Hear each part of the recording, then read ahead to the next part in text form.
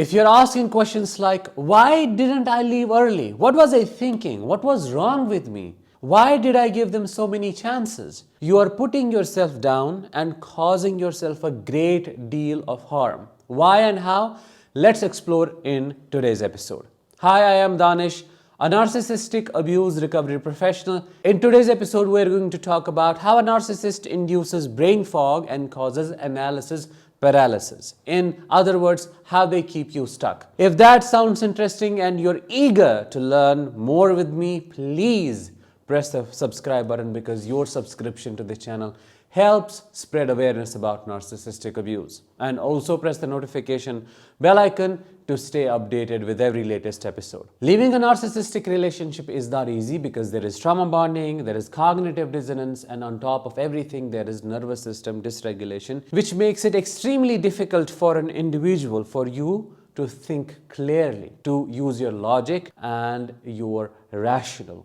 But we're not going to talk about any of this. I have already covered this stuff in other episodes. Today we are going to talk about the devastating psychological impact of manipulation and gaslighting. People talk about how narcissists gaslight, what they say, how it looks like, and stuff like that. We're not even going to focus on that. I'm not going to explain what gaslighting is. Rather, I'm going to talk about the hypnotic element, the hypnotic trance a narcissist induces, and how that changes you as a person, how that changes your identity. When I say hypnotic, I'm not just throwing this term around. I'm not saying that in a general sense. I'm referring to the hypnotic trance a narcissist induces through their overt and covert manipulative tactics. The things they say to you, how they convince you that the reality is not the way you see it. You are not who you are. I am not who you think I am. It is completely different. When they create this illusion for you, cast an illusion, and you are lost in it. You almost become psychotic and delusionary because the things that you believe and you see do not exist. Now, what do you see? You see the possibility of them changing. You see the love in the relationship when there is none. You see the nice side to them when it does not exist. But how do you believe that it is there? Because they convince you. They make you believe that it is there when it is not. You start settling for the breadcrumbs. Why?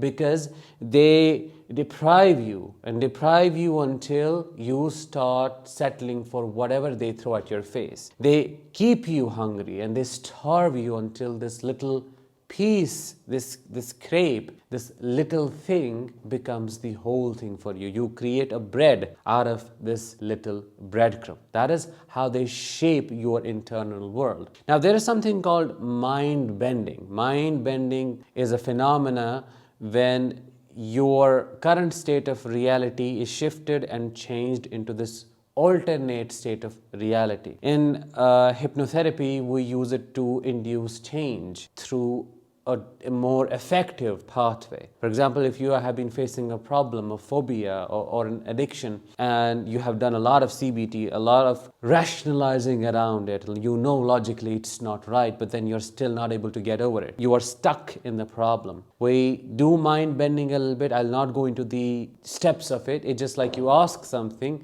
that confuses the person a little bit and then motivates them to change. It triggers the change and the shift of their inner reality, and they see this alternate reality they were not able to see before. That is a summary of what mind bending is. In a narcissistic relationship, look at it this way.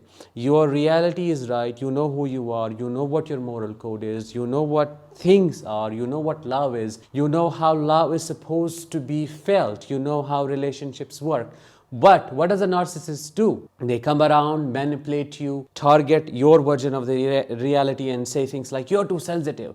You are forgetting things. You are making up things. You're losing your memory. Things didn't happen that way. I didn't say that. I didn't mean that. They keep putting these reality shifting and mind bending sentences in your head. These gaslighting sentences that change your understanding of everything and keep reinforcing the same thing through repeating them again and again, which is suggestibility, which is suggesting the same thing again and again. It's like saying you're crazy, you're crazy, you're crazy, you're crazy. And if you keep repeating it while the other person is in a state of confusion, they are already in a negative trance, and you're repeating the same thing, you're suggesting the same thing, of course, they are going to believe it. So what they say to you, these negative suggestions, start creating their own identity in your subconscious mind, and they create their own personality within you. You had no doubt before about who you are. You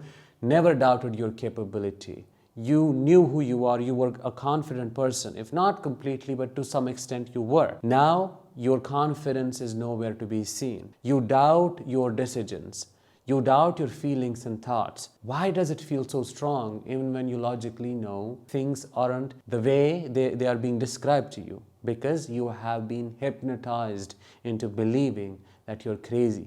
These suggestions, these things that have been said to you live deep down your psyche.